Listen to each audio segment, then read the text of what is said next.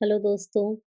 तो पिछली वीडियो में हमने पढ़ा था संधि के बारे में। संधि क्या होती है, संधि किसे कहते हैं, संधि के कितने भेद होते हैं। और जब हमने संधि के भेद पढ़े थे कि संधि के 3 भेद होते हैं, स्वर संधि, व्यंजन संधि और विसर्ग संधि, तभी हमने स्वर संधि के 5 भेदों में से एक भेद दीर्घ स्वर संधि हम पढ़ चुके हैं।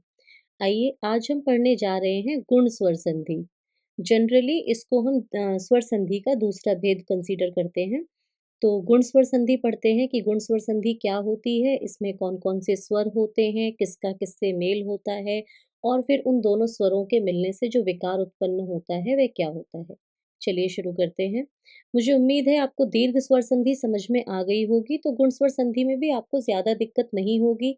वर्ण विच्छेद आपको थोड़े बहुत आते हैं, जो नहीं आते हैं हो सकता है संधि पढ़ते-पढ़ते आपको वर्ण विच्छेद की भी एक प्रैक्टिस हो जाएगी, एक अभ्यास हो जाएगा। चलिए शुरू करते हैं। तो सबसे पहले हम बात कर रहे हैं गुण स्वर संधि में कि गुण स्वर संधि में कौन-कौन से स्वर होते हैं।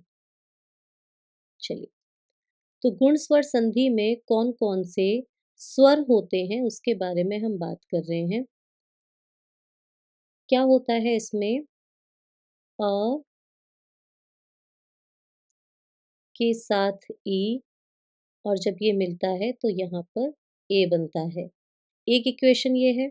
इसके साथ ही हम ये भी देखेंगे कि जब हम अ की बात कर रहे हैं तो इसका मतलब है अ और ई या बड़ी ई दोनों ही और दोनों जब मिलेंगे तो क्या बनेगा ए बनेगा।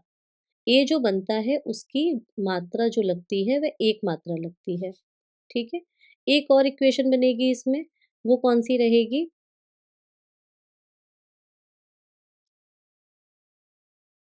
अ या बड़ा अ, जो कि अब तक हम देखते आ रहे हैं। उ या बड़ा उ और जब इन दोनों का मेल होगा तो जो विकार उत्पन्न होगा वो बनेगा छोटा ओ, जिसकी मात्रा लगेगी ये। ठीक है? एक तीसरा उदाहरण और देखते हैं वो क्या बनेगा?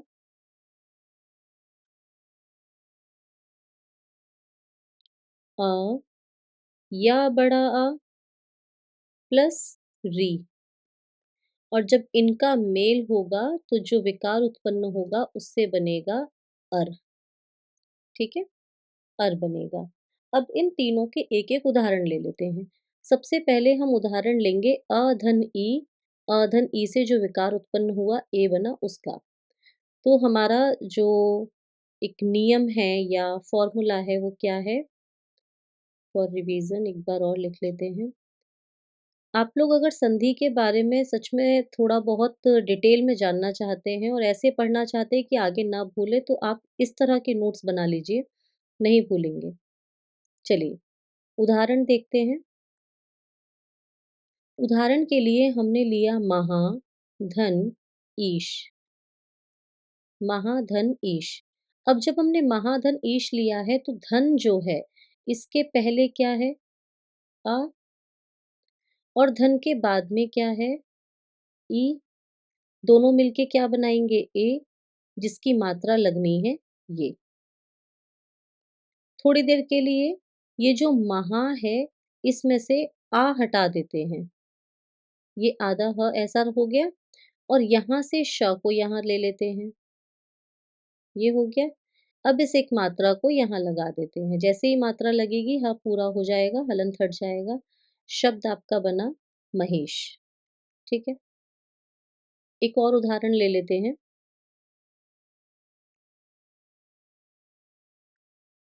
गुण, धन, ईश। गुण, धन, ईश। फिर से धन के पहले क्या है? अ है। धन के बाद क्या है? ई है और दोनों का मेल होने से ए बनेगा, हमें पता है। ए की मात्रा ये रहती है, हमें पता है। सिंपल क्या हो जाएगा? गुण, ए की मात्रा लगा दी, गुणेश। अगर ये कन्फ्यूज़न है कि ये ई कहाँ चली गई, तो इसका तो मेल हो गया। ये था यहाँ पर छोटा उसका मेल हो गया और मिलकर ही इन लोगों ने क्या किया, इन दोनों मात्राओं ने ए बना दिया। तो और ई का मेल होने से क्या बना? ए बना। कुछ और उदाहरण लेते हैं। महाधन उत्सव। महाधन उत्सव हमें संधि करना है। हम जानते हैं कि अ, धन, उ जब मिलते हैं तो विकार क्या बन होता है? ओ का विकार होता है। ओ बनता है जिसकी मात्रा ऐसे लगती है। ये हमें पता है। जब ओ का विकार होता है तो वो ओ कहाँ लगेगा? अब तक आप समझ गए होंगे क्या होने वाला है। फिर भी म, अब यहाँ से ह ले लिया। थोड़ी देर के लिए इसके आगे डंडे को हटा देते हैं क्योंकि वो हमने यहाँ जोड़ लिया है। ये यहाँ ऊ हटा लेते हैं। ये हमारा अधूरा-सा शब्द है। इसमें हमने कौन से अक्षरों को नहीं जोड़ा है, जिनका हमने यहाँ मेल किया है। इन दोनों की संधि हुई और हमारे पास जो उत्तर आया, परिणाम आया, वो ओ का आया। वो ओ हम यहाँ लगा देंगे, महोत्सव। ठीक है? एक और उदाहरण लेते हैं। देव, धन,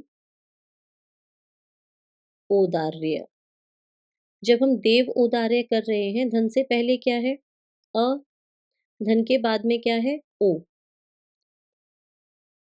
सॉरी, देव, धन, उदार्य लेंगे हम। वापस करते हैं। हम क्या कर रहे हैं? देव, देव, धन, उदार्य। जब हम देव और उदार्य कर रहे हैं, तो अ है यहाँ ऊ है और अ और ऊ को मिलाने से क्या होगा? ओ होगा। मात्रा हम जानते हैं इसकी कैसे लगेगी? ये मात्रा लगेगी ओ। सिंपल सी ये मात्रा कहाँ चली जाएगी? ये यहाँ चली जाएगी। तो हमारा शब्द बना दे वो दार्य, देवोदार्य। ठीक है। अब हम लेते हैं अर वाला उदाहरण। हमने क्या पढ़ा कि अ या आ के बाद री आता है तो वो बन जाएगा अर। ध्यान देने वाली बात है कि यदि बड़ा आ भी है, दीर्घ आ भी है, तो भी वो अर बन जाएगा अर्थात छोटा हो जाएगा, ह्रस्व हो जाएगा। उदाहरण के लिए देव, धन, ऋषि। देवधन ऋषि किस-किस का मेल हो रहा है? यहाँ अ है, ह्रस्व अ और यहाँ री है। जब अ और री का मेल हुआ तो वो अर बना। इस उदाहरण में कई बार गलती करते हैं इसीलिए थोड़ा और विस्तार से समझेंगे कि कुछ देर के लिए हम दे तो वैसे ही रहेगा, व में से अ हटा देते हैं क्योंकि उसकी हमें संधि करनी है। अ हटाया तो ये व आधा हो गया। आधा के लिए हमने हलंत लगा दिया। री हटा देते हैं, यहाँ से री हटा लेते हैं। क्यों? क्योंकि उसकी संधि हो रही है। शी लिख देते हैं। शी। ये हमारा वो शब्द है जिसमें से हमने उन अक्षरों को हटा दिया है जिनकी हम संधि करने वाले हैं। जब हमने संधि की तो हमारा रिजल्ट क्या आया? अर आया जिसमें र आधा है। जैसे ही छोटा अ हम यहाँ मिलाएँगे, व पूरा हो जाएगा, हलंत हट जाएगा, पूरा व्यंजन हो गया। अब इस र का क्या करेंगे? हमेशा ध्यान रखिए जो आधा र होता है वो ऊपर लगता है। अगले व्यंजन के अगले अक्षर के ऊपर लगता है और जो नीचे हम र निकला हुआ देखते हैं जैसे क्र, प्र, त्र, जो नीचे की तरफ र निकलता है वो र पूरा होता है। तो ये जो र है ये हम कहाँ लगाएँगे? शी के ऊपर लगाएँगे। हमारा शब्द क्या बन गया? देवर्षि। ठीक है? एक और उदाहरण लेंगे। मेरे साथ-साथ आप लोग भी अभ्यास करिए ताकि आप लोग बना पाएँ। महाधन ऋषि। महाधन ऋषि जब किया, फिर वही आ है यहाँ री है, बनेगा क्या? अर बनेगा। तो कुछ देर के लिए हमने ह को ऐसे लिख दिया, यहाँ से शी को ले लिया। अब हमें इसको यहाँ पर जोड़ना है, तो क्या होगा? मह हलंत हट जाएगा और ये र कहाँ जाएगा? ये यहाँ आ जाएगा। महर्षि, महाधन ऋषि, महर्षि। आई होप गुड संधि आपको समझ में आई होगी। कुछ अभ्यास ले लेते हैं, देखते हैं कितना हम सॉल्व कर पा रहे हैं। मैं ज़्यादा आपको उदाहरण नहीं दे रही हूँ, अभ्यास प्रश्न नहीं दे रही हूँ, सिर्फ़ 5 दे रही हूँ, आप लोग सॉल्व करने की कोशिश करें। राजधन, ऋषि, देवधन, ईश,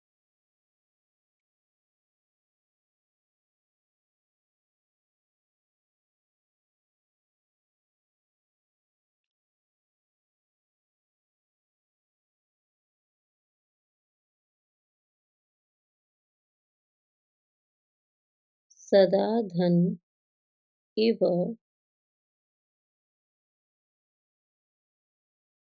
और यहाँ महाधन, उत्सव, एक और ले लेते हैं,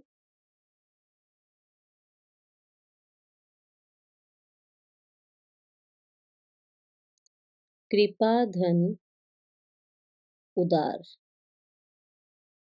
अभ्यास कीजिए इनको करने का। यहाँ एक उदाहरण ऐसा है जो आपका उत्तर आएगा, वो जनरली वैसा शब्द नहीं बनता है, लेकिन आप संधि करके उसको कैसा बना रहे हैं, वो पता चल जाएगा। कई बार क्या होता है, कुछ उदाहरण हमने रटे हुए होते हैं, हम नियमों को नहीं देखते हैं, हम उनको सही सॉल्व करते हैं। तो इसमें से एक उदाहरण ऐसा है जो व्याकरणिक दृष्टि से गलत है, लेकिन आप क्या बना रहे हैं उससे पता चलेगा।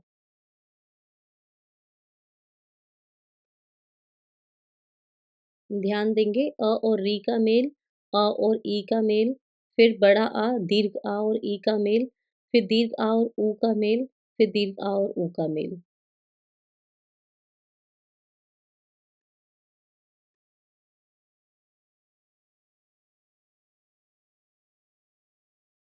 चलिए सॉल्व कर लेते हैं। यहाँ क्या हुआ, और री का मेल हुआ, ये शब्द बन गया राजर्षि। ठीक है। यहाँ और ई का मेल हुआ, ये शब्द बन गया देवेश, देवेश। यहाँ और ई का मेल हुआ, ये शब्द बना सदैव। हालांकि यह शब्द व्याकरणिक दृष्टि से गलत है, वो सदैव होता है, वृद्धि संधि का उदाहरण है। यहाँ सिर्फ नियम हम सही लगा रहे हैं या नहीं लगा रहे हैं, इसलिए उदाहरण दिया है।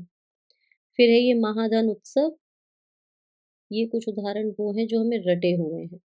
महोत्सव, यहाँ कृपाधन उदार रह गया है, इसको कर लेते हैं।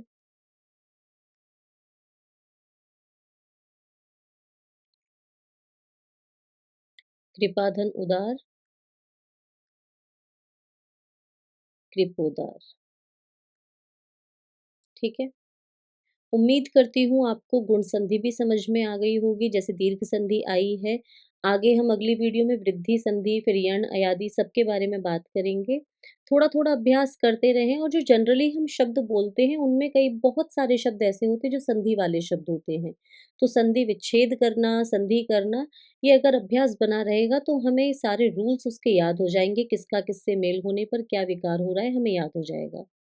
चलिए आज की वीडियो के लिए इतना ही। धन्यवाद। मिलेंगे अगली वीडियो में वृद्धि संधि के उदाहरणों के साथ।